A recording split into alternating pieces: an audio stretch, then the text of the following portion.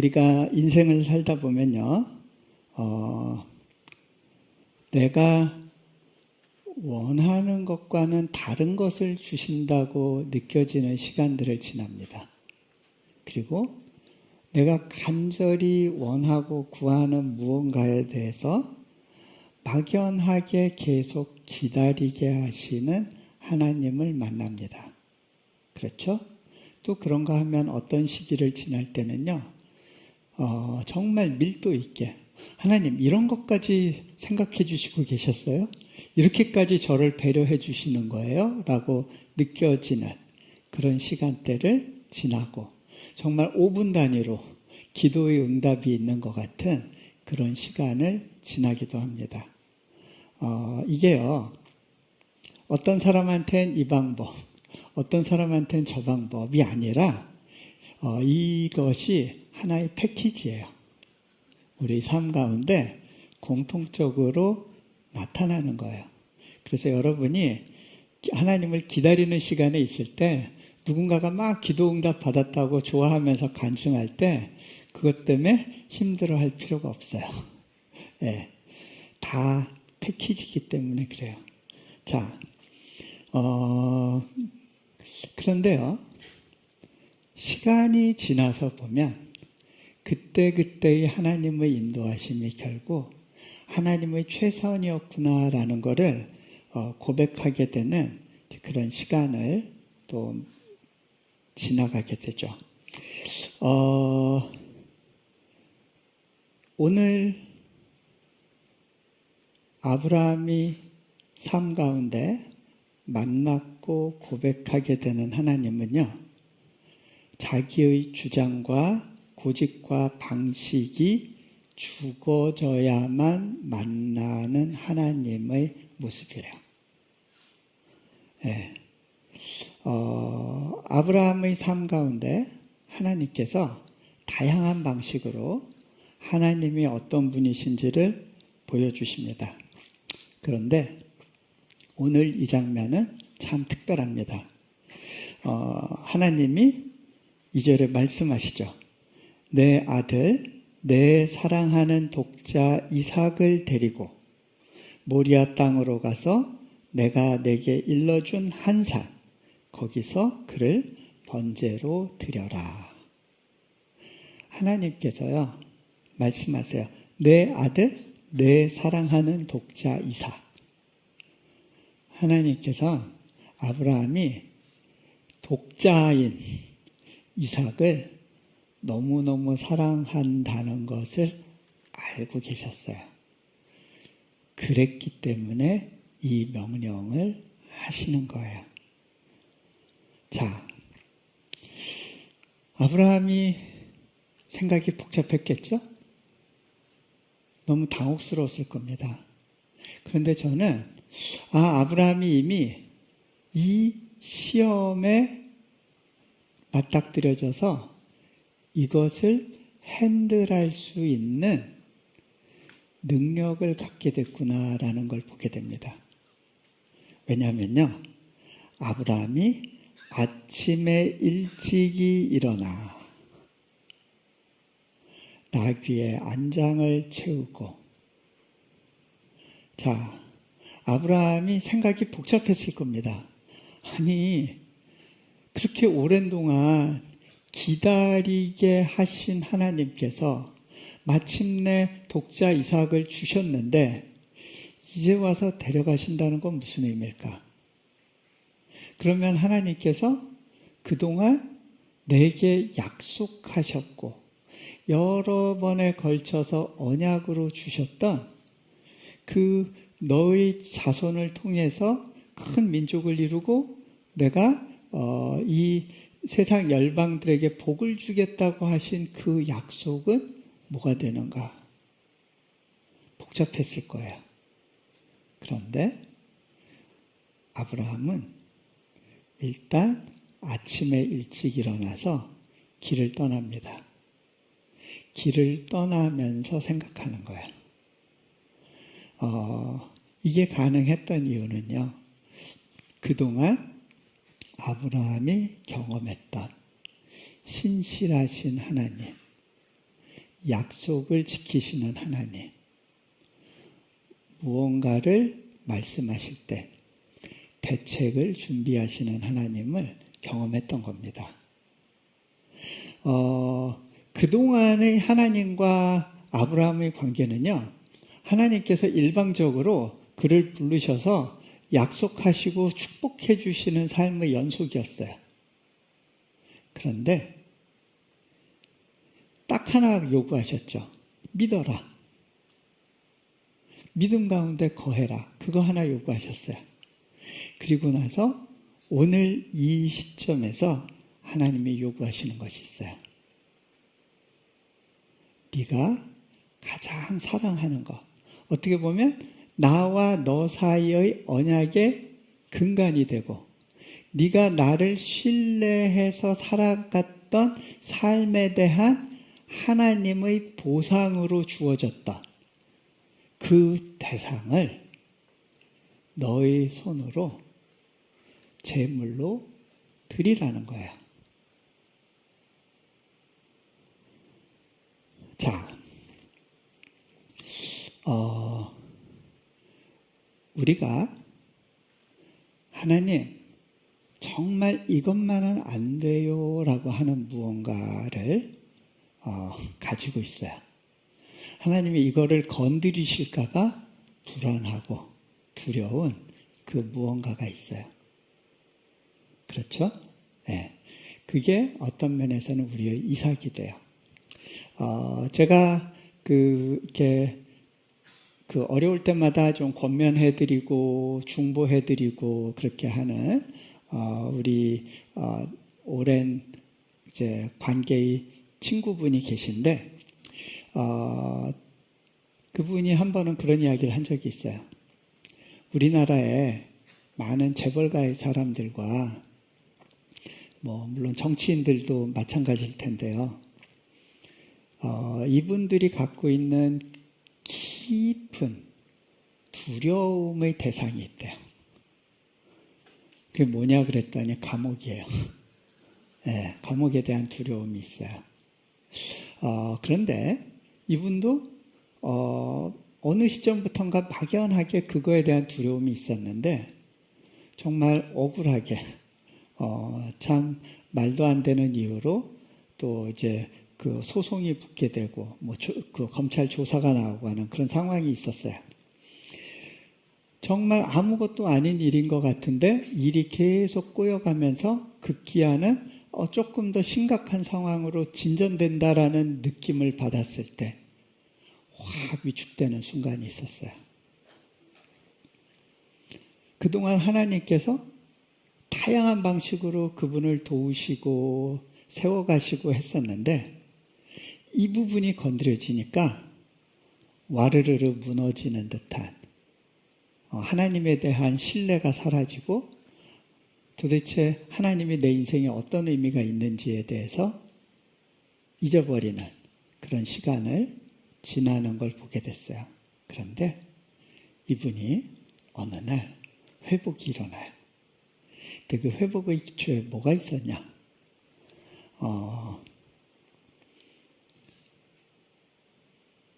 감옥? 거기 가게 되면 뭐가 어때? 감옥이 두려움의 대상이 아니라는 것을 마음 가운데 인식하고 가라면 갈 수도 있지. 그것이 하나님이 나를 경영해 가시는 방식 중에 하나라면 그것도 받아들일 수 있지라는 생각을 하면서 그때부터 더 이상 내가 두려워하던 것이 두려움의 대상이 아니라는 생각을 함과 동시에 자유함이, 세상이 줄 수 없는 평안이 자신의 내면에 차고 들어오는 것을 경험한 거예요. 근데 이분이 그렇게 하게 된 계기 중에 하나가 원유경 목사님도 출연하셨던데 롬파리파리라고 그 영상을 보던 중에 거기에 이제 천정은 자매라는 분이 있어요. 예, 저와 함께 부활 영화 제작할 때 이제 영상 촬영했던 자매인데 그 자매의 간증 가운데 죽음에 대한 두려움에 대해서 죽어지는 삶, 그 암의 통증과 고통에 대해서 죽어지는 삶, 그것이 나를 어떻게 할 수 없다라고 하는, 그리고 죽는 것에 대해서 이 모든 것이 하나님의 타이밍 가운데 맡겨드리기로 결정할 때 찾아오는 그 자유와 평안에 대한 이야기를 듣고, 그래, 죽음조차도 두려움의 대상이 아니라면 감옥이 두려움의 대상이 되어서는 안 된다는 그런 고백을 하게 되는 거예요. 이게 늘 쉬운 것만은 아니에요. 저도 그 사역하다 보면 당신 감옥 보낼 거야 하는 사람을 만나기도 합니다. 예, 그런가 하면 죽음의 고비들을 넘어가는 순간들이 있어요. 그리고 망할 것 같은 순간, 몸이 불구가 될지 모르는 두려움. 그런가 하면 재정적인 압박으로 인한 이러다가 이제 완전히 비치고 폭삭 망할 수도 있을 것 같다라는 그런 두려움의 여정을 지나가게 됩니다. 근데요, 그때 그 두려움을 이기는 방법은 뭐냐면 그런 일이 일어나지 않도록 열심히 노력해서 대비하는 게 아니에요. 그 두려움과 함께 내가 죽어지는 거예요. 그때 비로소 나를 이끌어 가시는 하나님이 누구신지를 볼 수 있게 되고 그분이 일하실 수 있는 자리를 내어드릴 수 있게 돼요. 자, 그게 바로 크리스찬이 승리하는 방식입니다. 무언가를 이루고 쟁취하는 것이 아니라 그 이전에 우리의 마음에 평안과 기쁨이 있어서 그 평안과 기쁨이 나를 이끌어가는 것을 경험하면서 사는 삶. 약속은 때를 따라 이루어질 수도 있고 아직 여전히 이루어지지 않은 채 남아있을 수도 있어요. 이루어졌든지 이루어지지 않았든지 여전히 그것과는 무관하게 내 삶을 이끌어 가시는 하나님의 평안과 기쁨이 내 안에서 고백되어지면 이미 우리는 승리를 살아가고 있는 거더라고요. 자, 제가 가족 얘기는 많이 안 하려고 하는데 이번에 좀 이렇게 저희 딸의 이야기를 좀 하면 좋을 것 같다는 생각이 왔어요.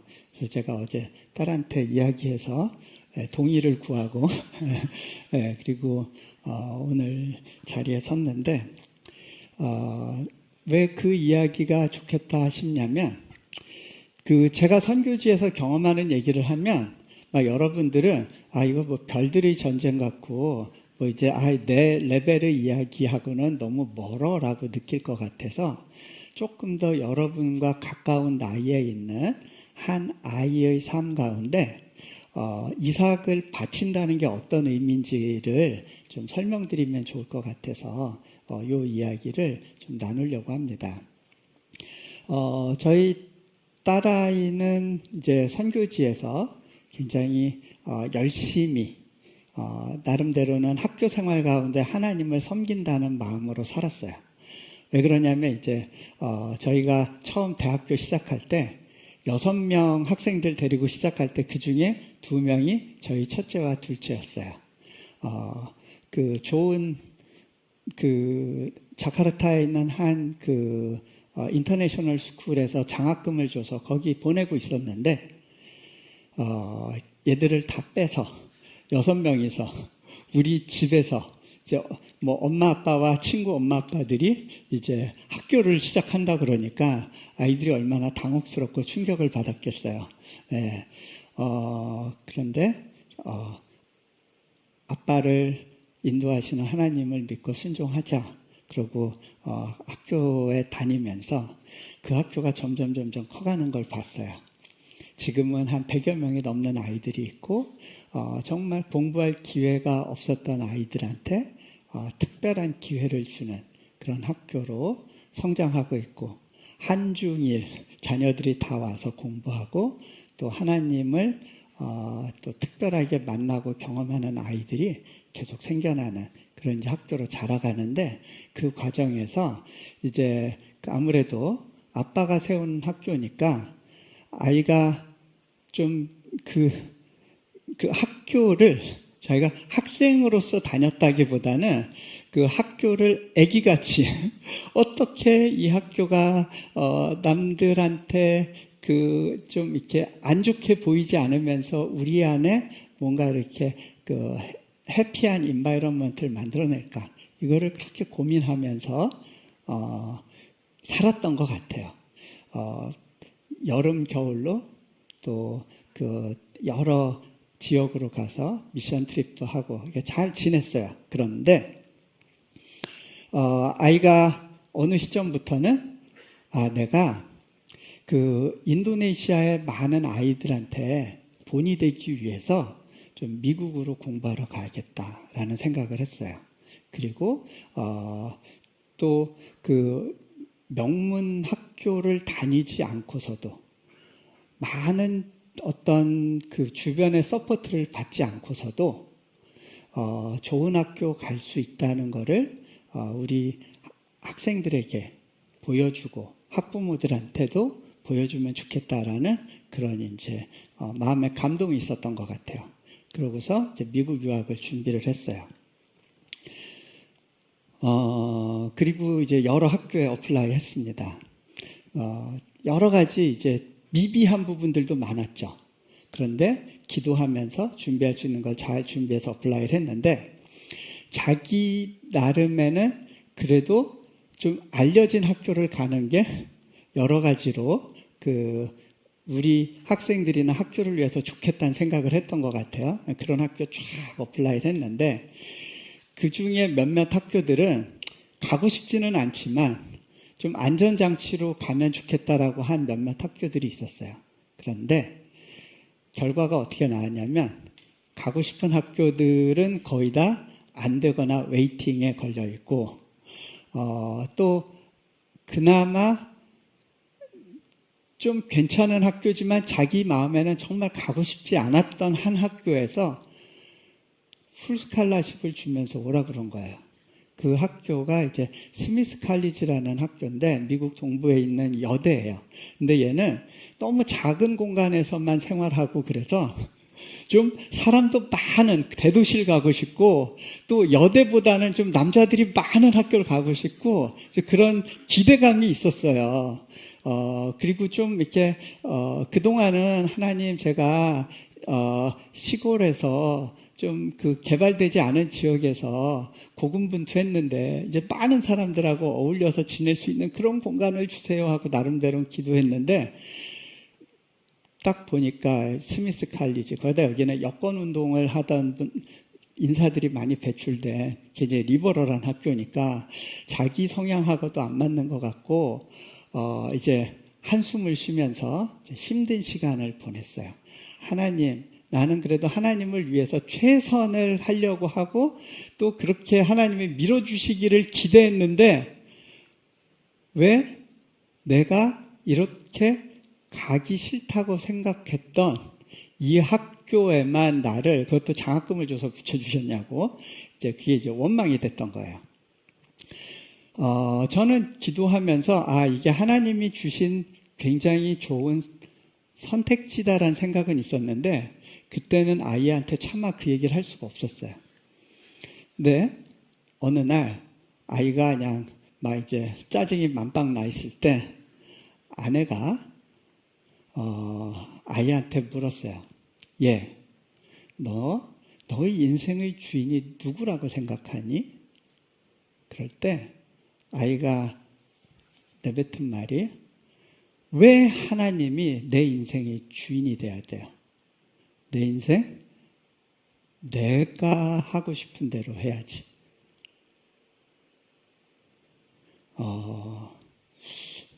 저희는 오히려 그 이야기를 듣고 감사했어요. 아, 진짜가 나왔구나. 네. 네. 선교사의 딸로서 나름대로 자기가 노력해서 열심히 좋은 모습을 보여주려고 살았던 부분도 있었어요. 물론 하나님의 은혜 때문에 간 부분도 있지만 그게 이제 막 뒤섞여 있었던 거죠.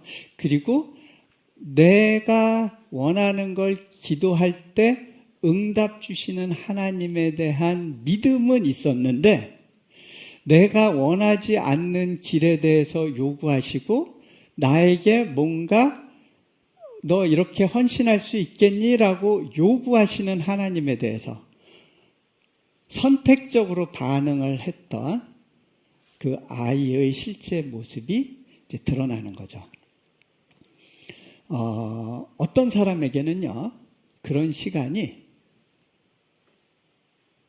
40, 50 넘어서 찾아오기도 해요. 그런데 한 살이라도 젊었을 때 그 믿음의 도전을 지나가는 그것은 축복입니다. 이거는요,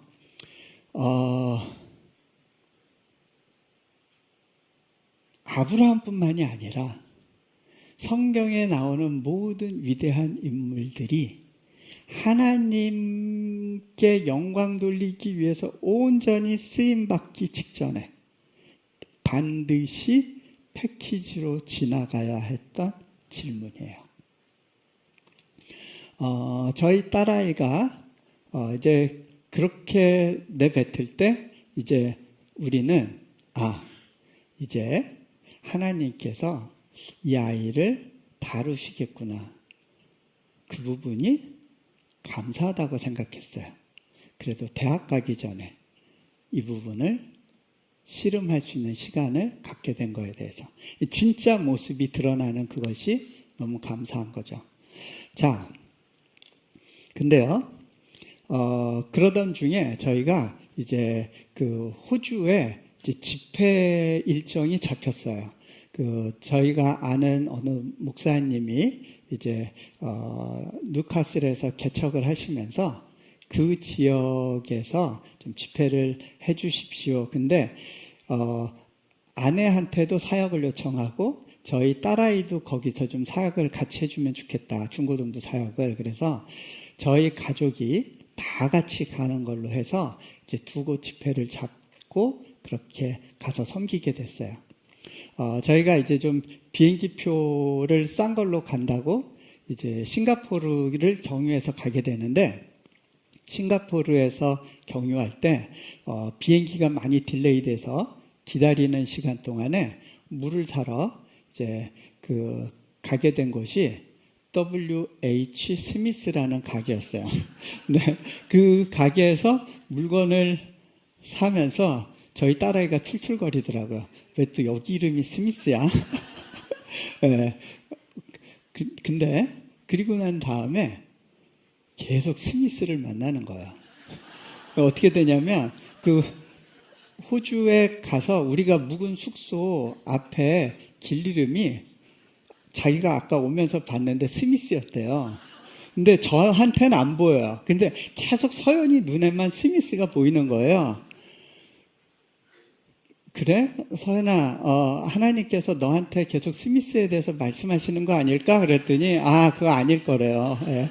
그리고 나서 이제 시드니로 숙소를 옮겼는데 시드니에서 그 숙소에 들어가서 이제 화장실 그 벽장을 여는데 애가 그러는 거예요. 그래서 왜? 그랬더니 가보니까 거기에 샴푸, 린스, 비누 이게 병정처럼 나란히 쫙 한 줄로 여러 개를 다 진열해 놨는데 그 앞에 보니까 뉴질랜드계 회사인데 이름이 스미스예요.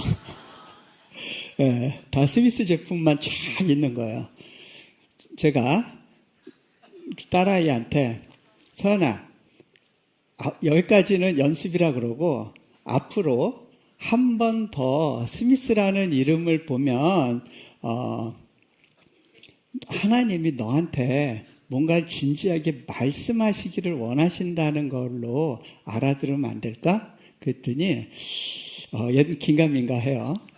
그리고 나서 이제 차 타고 밖으로 나가서 길을 다니는 중에 보니까 골드스미스 스트릿이 있어서 선아, 저기도 스미스가 들어가는데? 그랬더니 저거는 그냥 스미스가 아니라 골드스미스이기 때문에 이거는 무효래요.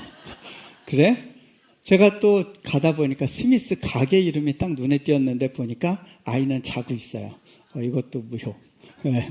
그리고 나서 이제 그날 저녁 집회하고 그리고 숙소로 돌아오는 길에 아이스크림 먹으러 가자.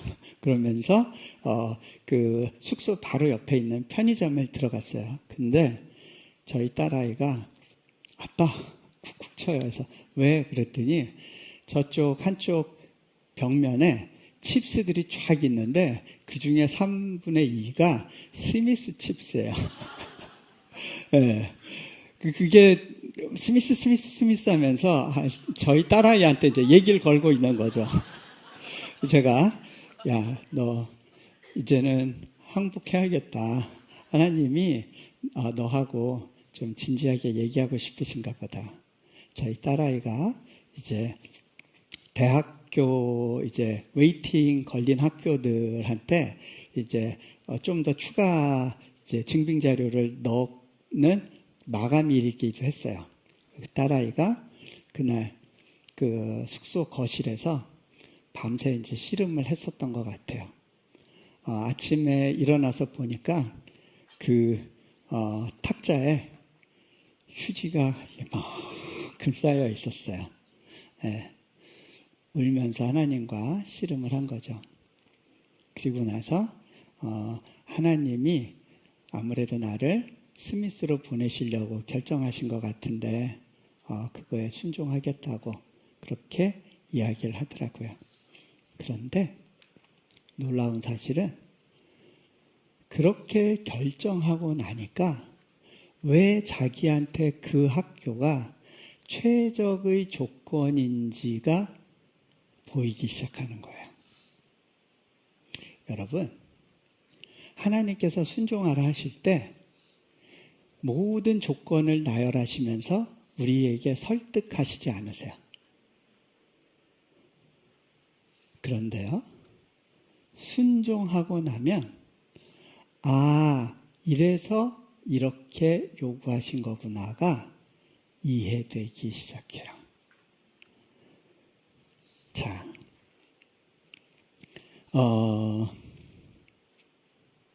결국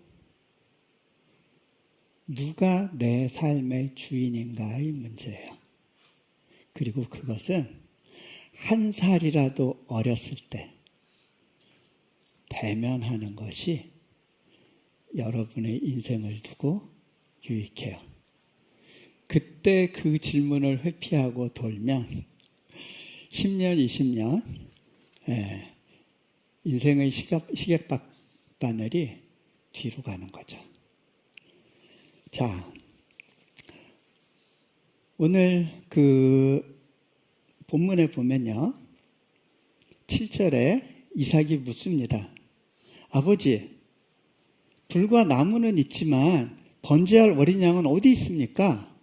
이상했던 거예요. 아버지가 아무 말도 없이 자기를 끌고 가는데 제사 지내겠다고는 하는데 뭔가가 이상해. 물어봤어요. 그때 아브라함이 이야기합니다.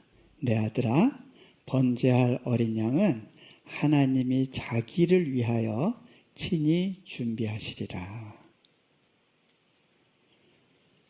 아브라함이 하나님에 대한 믿음을 표현하는 거예요. 하나님, 난 모르겠어요. 이게 지금 어떤 상황인지.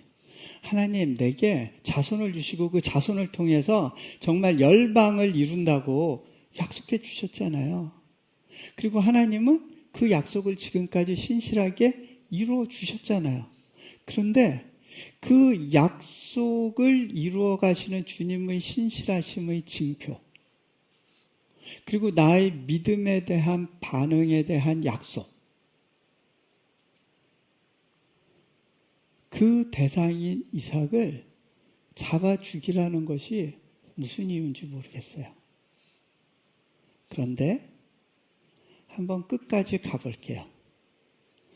내가 거기서 하나님이 예비하신 무언가를 만날 거예요. 어떻게 보면 저희 인생에서도 이런 순간들이 참 많았어요. 정말 자유낙하한다는 느낌으로 그냥 하나님께 모든 걸 맡기고 이렇게 떨어지는 그런 순간들이 있었어요. 잡으시면 잡으시는 거고 안 잡으시면 계속 떨어지는 거예요. 그 내가 보이는 길의 마지막까지 가보는 거예요. 거기에 하나님이 예비하신 새로운 길을 만나요. 여호와께서 친히 준비하시리라. 그 이야기는 뭐냐면 하나님에게 대책이 있으실 거야. 지금은 어떤 방식인지 알 수 없어. 설명하지 않으셨으니까. 하지만 하나님의 대책을 신뢰합니다 하는 믿음의 고백이 아브라함에게 있었던 거예요.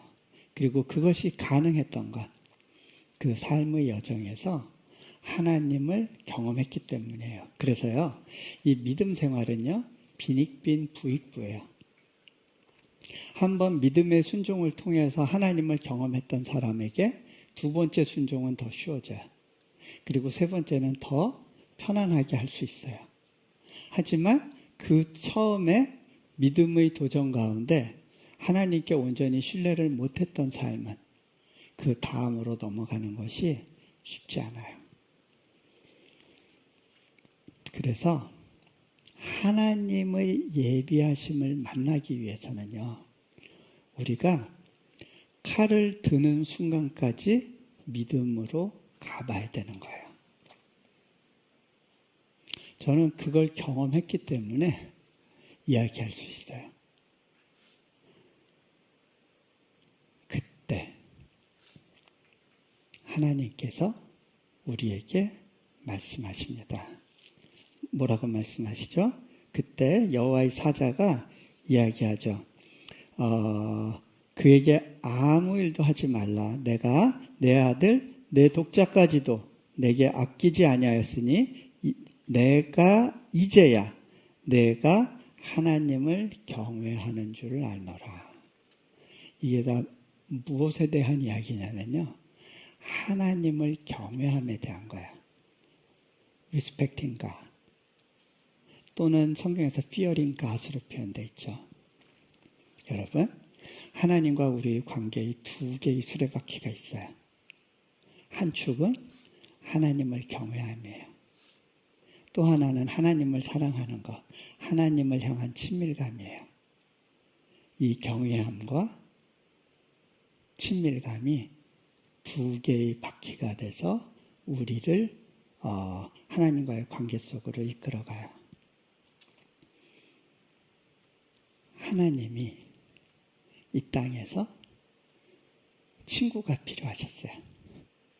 아브라함에게 말씀하세요. 내가 하려는 일을 아브라함에게 숨기겠느냐. 하나님이 마음을 나눌 친구를 원하셨어요. 그 대상을 사람으로 택하신 거예요. 그리고 그 관계를 세워가실 때 하나님이 경외함이라고 하는 한 축을 요구하세요. 하나님이 사람에게도 그 속성을 넣어주셨어요. 우리가 관계를 맺을 때 굉장히 중요한 요소가 리스펙트예요. 특히 여성과 남성 중에 여성이 더 원하는 건 친밀감이에요. 근데 남성들이 원하는 건요, 경외함이에요. 리스펙트예요. 왜 아버지들이 뼈 빠지게 그렇게 일하고 죽을 둥살둥 하시는지 아세요? 내가 가정에서 중요한 사람, 그리고 가정의 그 가장 중요한 기초를 책임져 주는 사람이라고 인정받고 싶었던 거예요.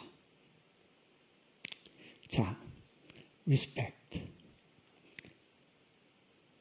네가 이제야 나를 경외하는 줄 아노라. 왜 이거를 요구하셨을까요? 아브라함과 더 깊은 관계로 들어가기를 갈망하셨어요. 자, 우리 학교에 보면요, 그 참 어려운 환경에서 공부할 수 있는 소망이 없던 아이들 중에 공부할 수 있는 기회를 얻은 아이들이 많아요. 또 그 중에 또 아프간의 난민 아이들이 들어오기도 해요. 그런데 저는 이 난민 아이들을 보면서 정말 하나님을 믿는다는 건 너무 귀한 축복이구나라는 걸 확인하게 돼요. 한 아이를 보면 제가 그런 생각이 들었어요. 쟤는 어떻게 저렇게 귀티가 흐르지? 사람이 되게 고아해 보인다는 표현에 적합한 그런 아이예요. 걔가 살아온 삶을 알아요. 1년 반을 가족과 함께 길거리에서 살았어요. 그런데 이 아이에게 자존감이 있어요. 그리고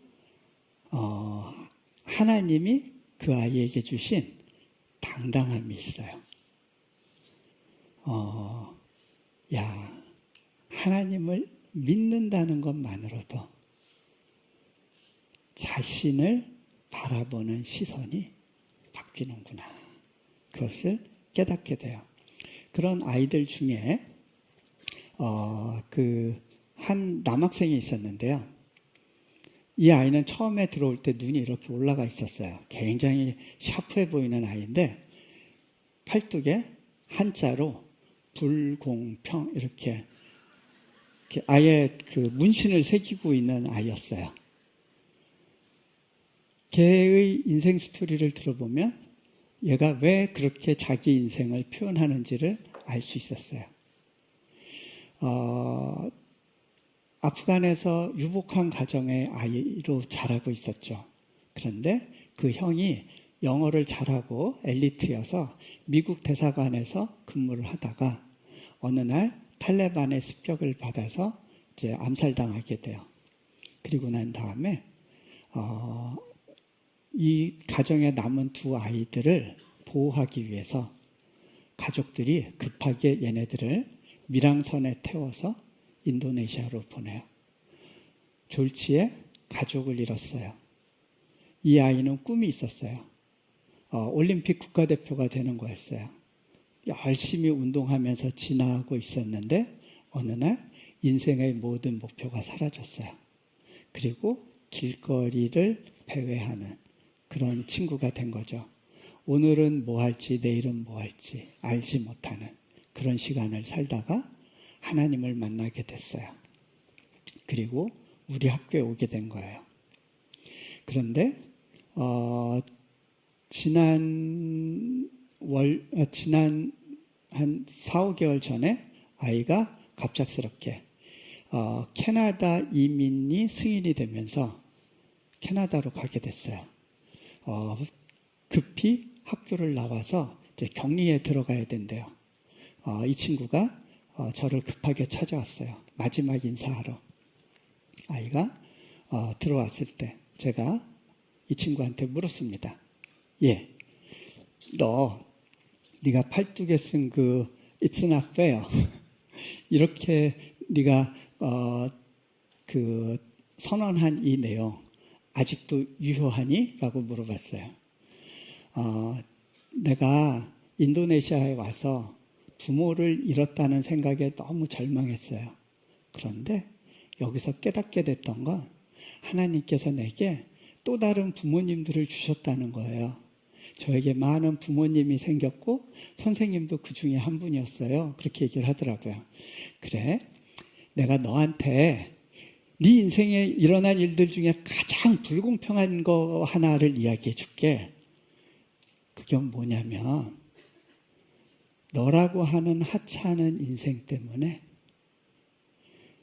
예수님이 자신의 인생을 대신 죽음으로 죗값을 치러주셨다는 거야. 그분은 죽을 필요가 없는 분이었고 죄는 네가 졌는데 죽으신 분은 그분이었어. 인생에 이것처럼 불공평한 일이 있을까? 그리고 있잖아, 우리 학교가 이렇게 빨리 성장하고 모든 허가를 다 받게 된 이유 중에 하나가 너 때문일 수도 있어. 나를 비롯한 많은 선생님들이 이곳에서 가르치기 위해서 수많은 희생을 치러야 됐어. 너 하나 때문일 수 있는 거야. 얼마나 불공평하니? 그런데 우리 인생은 그런 불공평한 은혜, 내가 기대하지도 않았고 바랄 수도 없었던 그런 말도 안 되는 불공평한 은혜에 기초하고 있단다. 내가 너한테 선물을 준비했는데 이것도 알고 보면 불공평한 거야. 왜냐하면 네가 노력해서 얻은 게 아니거든. 그런데 네가 앞으로도 이런 공정하지 않다고 생각되는 수많은 선물을 누리게 될 거야. 그게 하나님의 방식이란다. 제가 얘기해 줄 수 있었어요.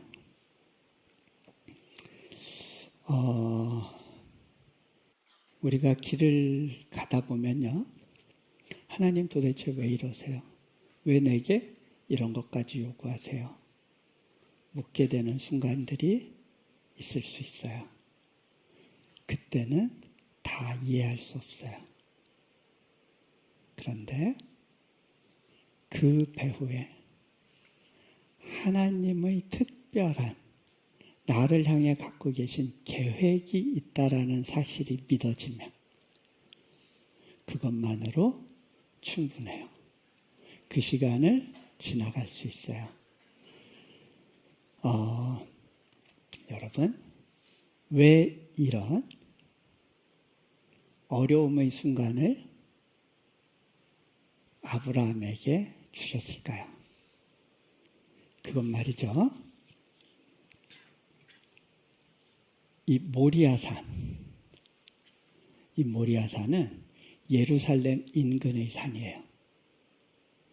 예루살렘에서 하나님께서 당신의 아들을 희생 제물로 죽여야 됐어요. 모리아산에서의 아브라함의 칼든 손은 바로 그것의 예표가 되는 하나님의 요청이었어요. 예루살렘에서 하나님께서 그 아브라함의 시 가운데 당신의 아들을 보내서 그 아들을 통해서 인류를 구원하려고 하는 계획을 갖고 계셨어요. 아브라함과 아브라함의 아들 이삭은 그 하나님의 구속함이라고 하는 그 큰 주제의 한 일부분의 마킹 포인트로서 그 순종을 하나님이 받으시길 원하셨던 거예요. 내가 인류를 위해서 감당할 한 희생이 있는데 네가 그 희생의 예표로서의 믿음의 표현을 해줄 수 있겠니? 하나님께서 요청하세요. 여러분, 왜 나한테 이런 일이 있죠? 왜 나한테만 이런 어려운 숙제를 주시죠? 묻는 시간이 있을지 모르겠어요.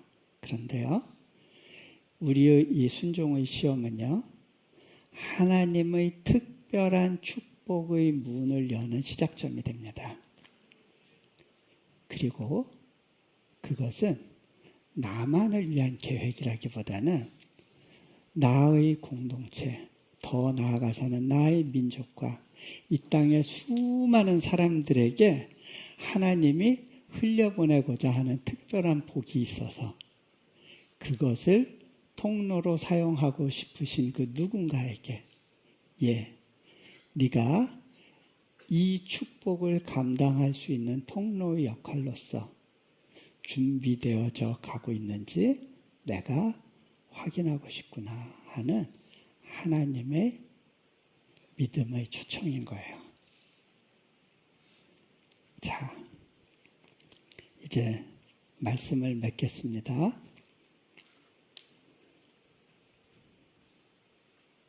여러분의 인생 가운데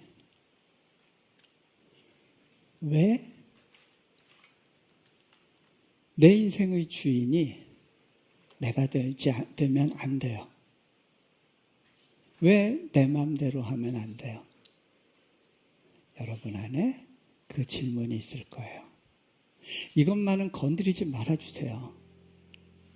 다른 건 내가 다 순종하고 내가 하나님이 하라시는 대로 웬만한 건 맞춰드릴게요.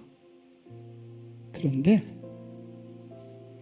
제발 이것만큼은 좀 건드리지 말아주세요. 불편해요. 도와주시지 않아도 돼요. 방해만 좀 하지 말아주세요. 내 계획대로 하게 내버려둬 주세요. 라고 하는 어떤 영역들이 있지 않나요? 하나님께서 오늘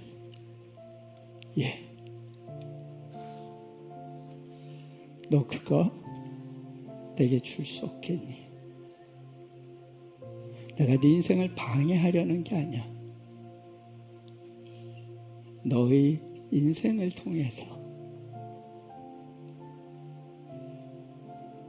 너무도 그 불공평한 은혜, 그 은혜를 흘려보내려고 할 때 너희 그 믿음의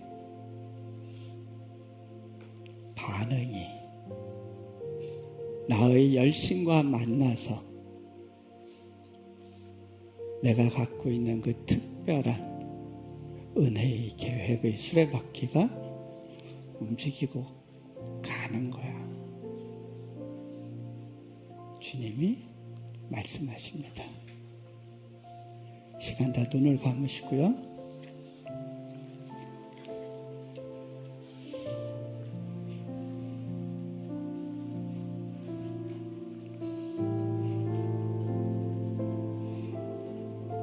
여러분 안에 가지고 있었던 질문들, 하나님 왜 이것조차 내 맘대로 되면 안 돼요?